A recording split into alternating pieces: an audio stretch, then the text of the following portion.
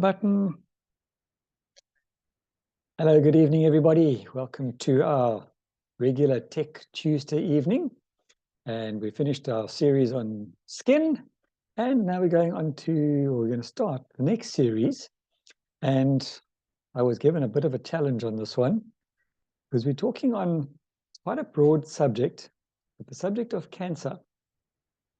That other big C word, not the corona one, the cancer one that everybody is scared about. And I'm going to cover, we'll do all the technical bits now, and then I'll work in as I go along because I still have to complete this, but we won't reveal too many state secrets just yet. So we're going to start off, and I'm just going to cover the basics about what is cancer? Apart from a very scary word, what is it? How does it affect us? Where does it affect us? And we'll get through, as we go along, the causes and the treatments and what we can then do to assist as far as diet and nutrition is concerned. So let me share my screen.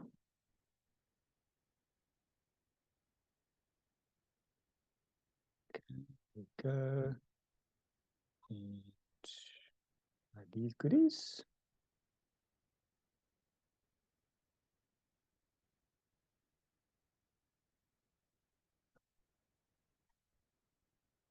Hide all my other pictures over here as well. I've called it cancer, the scary big C. And for a lot of people, it is scary if you don't understand what it is and how it works. And sadly, a lot of people get diagnosed late. And the later diagnosis is picked up, the more difficult it is to conquer, but it can be conquered. And the thing with cancer is it is never cured. Nobody will ever tell you that you're cured of cancer. You will be in remission, and you can be in remission for 70 to 80 years, but you are never considered cured. So it's a bit of terminology. Louis Smith would be able to tell you more on that one. But just cover some of the basic things. I've picked up this talk from one of the universities overseas, and it's what causes cancer? What is it? How is it diagnosed? Can it be prevented? Can you catch it? Is there a link between genes and cancer? And these are all questions that people have. Now, one thing is, cancer is cancer. It is not a virus. A virus is something that you can catch, like the old corona and flu and colds. Those are things that you can catch from somebody else. If you meet up with somebody who's got cancer, you cannot catch their cancer. So what are the different kinds of cancer? There's a whole lot of different types of them. And some of the things called carcinomas, and I'm going to be talking about some rather big, strange, possibly scary sounding words, but I'll try and break them down and give you a better idea of where and how to understand exactly what they are. So the carcinomas you'll find in things like lung, breast. They say women, but men can also get breast cancer, just by the way, colon, bladder, and prostate. Obviously, that can only be done in men. And then your leukemias, so the carcinomas are like cancer cells. Leukemia is more cancer of the bloodstream. And then you get lymphomas, which are cancer of the lymph nodes, which is part of your defense system. And a little bit like for want of any better terminology, like a sewage system or a septic tank, because as your body flushes out toxins and things out of the gut and out of the bloodstream, it all filters through the lymph glands, which filter out all those toxins. And sadly, that is how the cancer is often spread. So if you know somebody who's had a mastectomy or their breast removed, or even they've just had a biopsy done, often you'll find that they've taken out glands under their arms. And this is, pardon me, this is the lymph glands. And the reason that they take them out is to be able to test them and see has the cancer spread from your breast into the lymph nodes, which is an indication of, is it spreading or is it being kept localized? And similarly, if you ever have like tonsillitis, and or even mumps, you'll feel these quite hard glands here in your throat, just below the bottom of your jaw. And sometimes if there's an infection in your arm, you will have these little nodes or lymph or swellings under your armpit, and also even in the groin. So if you've got an infected wound, for instance, you'll often have these quite prominent lumps under the arm and in the groin, dependent on where the infection is. Those are your lymph nodes that are working, because they swell up because of the toxins and things, and they process all the gunk, and then they reduce it down again, and off they go. If they do become cancerous, which is your lymphomas, then obviously they've got to be surgically removed.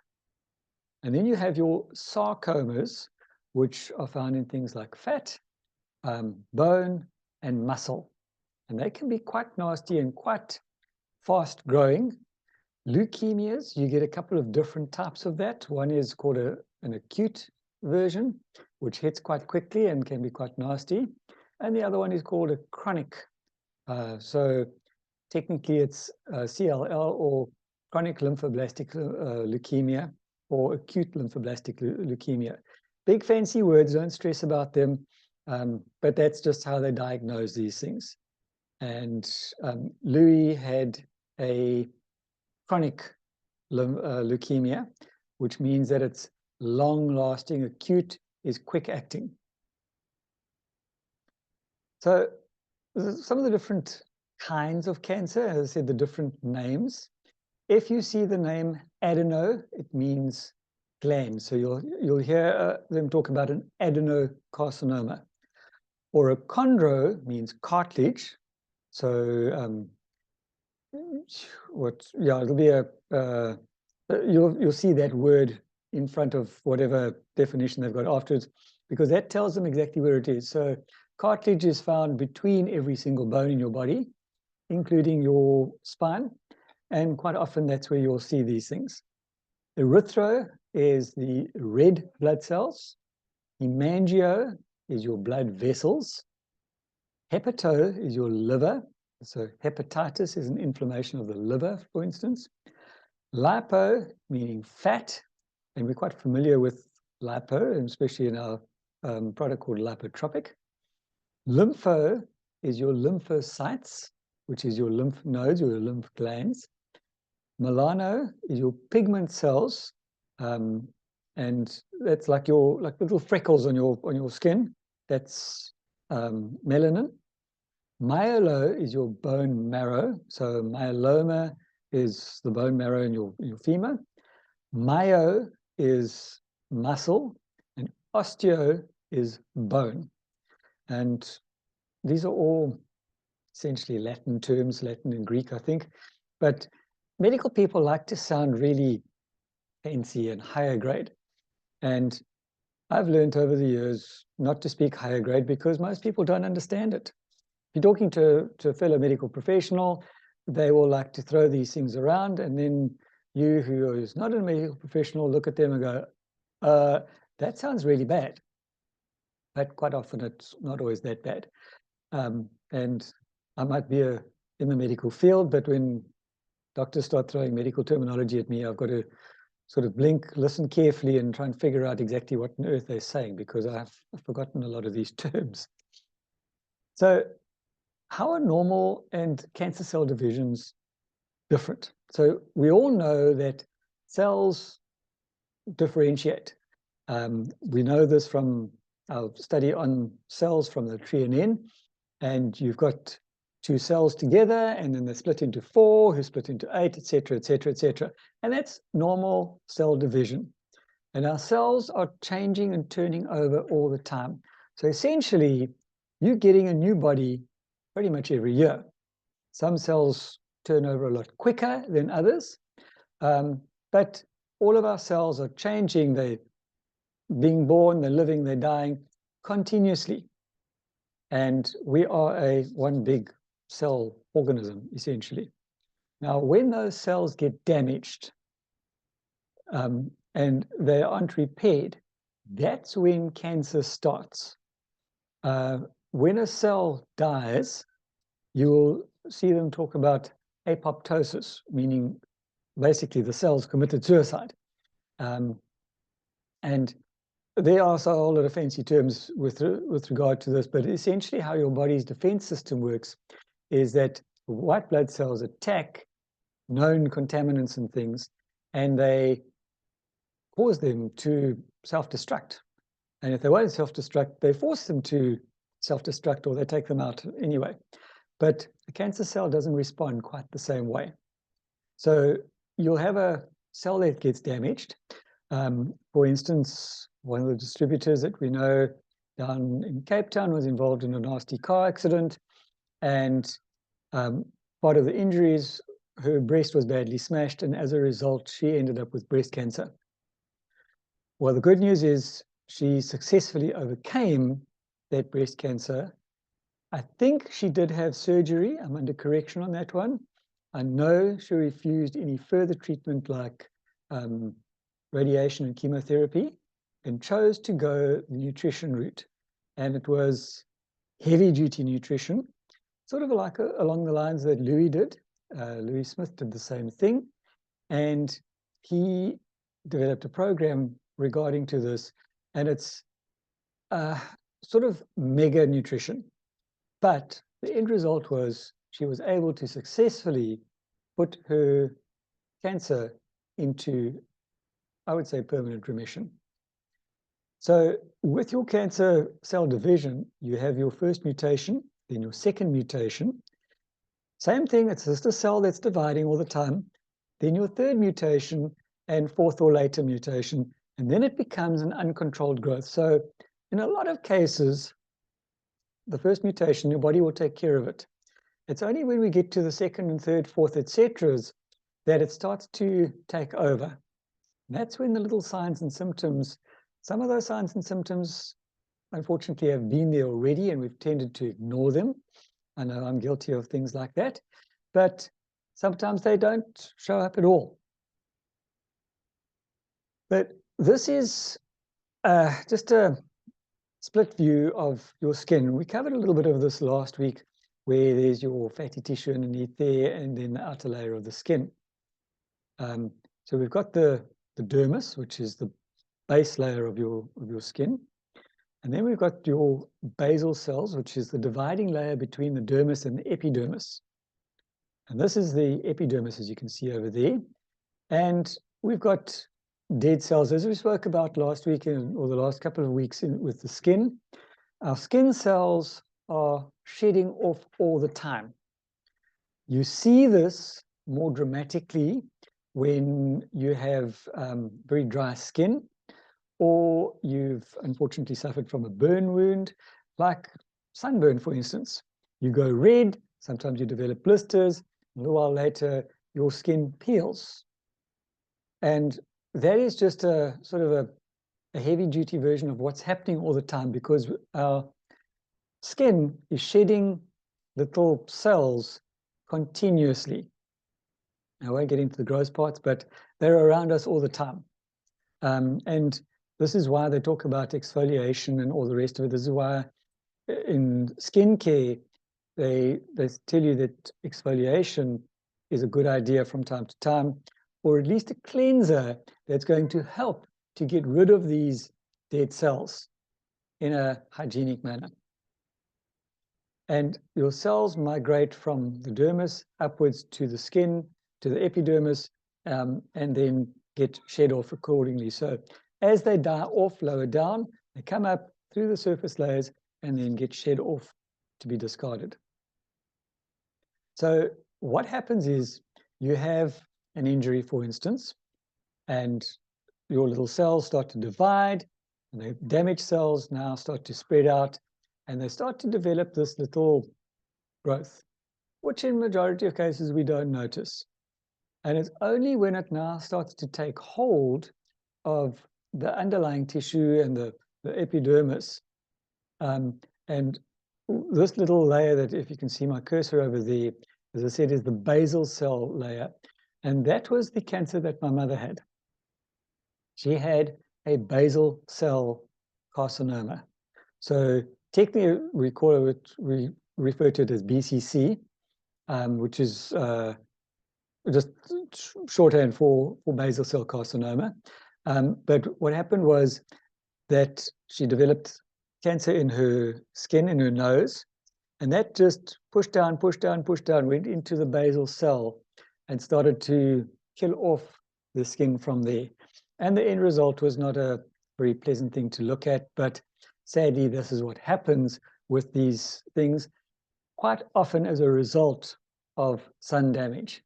And my mother, having been a redhead in her younger days, redheads, generally speaking, have very, very sensitive skin, and she obviously in her younger days was exposed to excessive sunlight, because we're talking before sunscreens, etc., and before carotenoids, and that was where it started.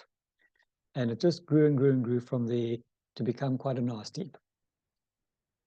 And it's only when these things start to grow and now you start to feel a lump or a bump, or you'll see a little sore on your skin that's not healing. You've been putting the Allogel on there and it's not responding. Then you know, whoops, there's a problem. Or you see a mole that changes color, quite often very dramatically and very quickly. It goes from this normal dark standard mole, most people are aware of what a mole looks like, and it will suddenly become much bigger. It goes black sometimes, it develops hairs, and in some cases it can actually put off a bit of an odor, but those are quite extreme cases. But this is really gives you an idea of where a tumor or a neoplasm will start. And then once it goes through into your dermis, it can go into the muscle and spreads out from there. And just like any cell that's going to be spreading through the system, your cancer cell does exactly the same thing. Somebody described it the one day, and I think it was Dr. Jim McAfee, that described a cancer cell quite nicely. If you've ever swum underwater, and you've got your eyes closed, you normally put your hand out above you to feel when you're hitting the side of the pool. You're swimming along, you put your hand out, and you can feel where the side of the pool is. When you hit the side of the pool, you obviously stop and you go up to the surface. Now, imagine a little cell. We all know the normal sketch of what a cell looks like. Now, this cell is like a little submarine. It's got a little snorkel on the top. And this thing, so a normal cell has got this little snorkel on the top, and it swims around and it hits another cell and goes, oops, I'm not supposed to meet with you, and it bounces off and it disappears. And this is why, if you think of your fingernails, for instance, this is the part that always fascinates me. You've got your flesh underneath and you've got your harder nail. Where do those flesh cells know to stop and not grow into the nail? Something that's always fascinated me. And this happens with all of our cells because they've got this little antenna at the top that tells them to stop, and it pushes them off. Now, a cancer cell doesn't have the little antenna. So imagine again, you're swimming underwater and your hands are by your side and you get to the side of the pool, your eyes are closed and you're swimming rapidly. What happens? You T-bone into the side of the pool. If it's a soft pool or you're doing a really fast swim, you are going to telescope into the side of the pool. And this is exactly what happens with these cells that don't have that antenna on the top, is they go crashing into another healthy cell, and then they take over from there. So your cancer cells grow into the surrounding tissues and blood vessels. So in general, a cancer cell is a normal cell that's gone rogue. You've all heard of elephants that have gone rogue, or even humans. This is where criminals come from, mass murderers come from. Think of a mass murderer. He's a normal human. If you had to meet him on the street, you would never know. but something triggers them, they get a weapon, and they take out a whole lot of people. They technically are a cancer cell, because it's a normal human being that goes rogue and kills off healthy population. Cancer cell does exactly the same thing. Now, metastasis is a big fancy word. Have you ever heard this definition? But you've heard of sometimes you'll hear of a primary tumor, and then you'll hear of a secondary tumor. And a secondary tumor is one that has been what they call metastasized. So metastasis are cancer cells that are transported by the circulatory system to distant sites. We'll use breast cancer as an example because it's localized in the breast, obviously, but once it spreads and it goes through the lymph nodes, now it circulates through the body. And then, unfortunately, it can latch on to the lung, the spine, the stomach, the liver, all over the body, and even then, obviously, into the brain at some stage. And that is a metastasis. So I can probably talk a lot longer than this on exactly where and how and all the definitions of everything, but know that with cancer, you will always have a primary tumor, and then if it's not caught early enough and it does metastasize, you will have a secondary tumor. Sadly, in a lot of cases, they pick up the secondary tumor before they pick up the primary, and if they pick up something that is a secondary tumor, they've got to now work back and figure out the primary, and by the time they do that, your chances are not looking quite so good, not without putting up a huge, big fight. Cancer cells reinvade and grow at these new locations, very much like a weed. You can have a perfect veggie garden outside and you check it out every day, but you miss those couple of little bits of growth, and before you blink twice, you've got weeds inside your veggie garden. Those, again, are an example of cancer cells. So the timeline between where there's nothing to where there's a tumor that's now metastasizing through the blood vessels can vary dependent on the type of cancer cell that you've got. You'll hear about benign tumors, and these are, technically it's a cancerous cell, but it's what they call encapsulated. They grow only locally, it cannot spread by invasion or metastasis. So think of your veggie garden, you've got a weed growing over there, but it's only one weed, and you can let it get as big as you want, but it's only one weed. It hasn't put out a root system, it hasn't put out flowers, so therefore it hasn't spread. Your malignant tumors, on the other hand, are cancer cells that invade the neighboring tissues, they enter the blood vessels, and metastasize to different sites. So these are the scary ones, because you don't know what they are. And if you look under a microscope, sometimes can be quite difficult to tell the difference. And they use a big fancy term over there called differentiated and undifferentiated or non-differentiated cancer. And if it's differentiated, you can clearly tell the different types of cells, which are cancerous, which aren't, under a microscope. And they're relatively easy to treat. Your non-differentiated or undifferentiated means it is extremely difficult to tell the difference between a normal cell and a cancerous cell. It's telling me I need to move my butt. So one of the scary ones that we know about is called a melanoma.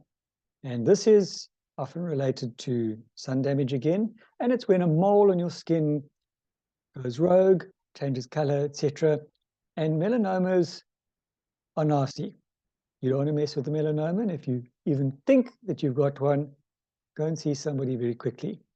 They will try and take it out surgically, and that can be quite a messy job to start with. But if not, well, you're in for a bit of a bumpy ride. that can spread to the liver, and by traveling through the bloodstream, it can go to the brain as well. And once it hits there, sadly, don't want to be a negative, but that is a nasty. I will not say you can never treat it, but I will say it will be very, very difficult and not a very pleasant journey. Now, the sad part, as I said, is early cancers may not have any symptoms, which is why it's good to get screened regularly.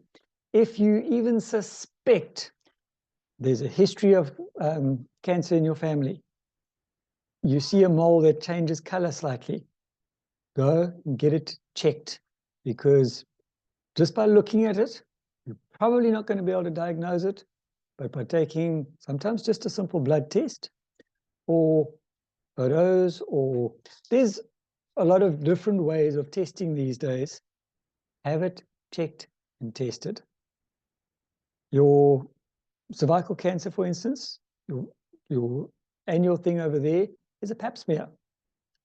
And seen microscopically, you get the normal and you get the abnormal.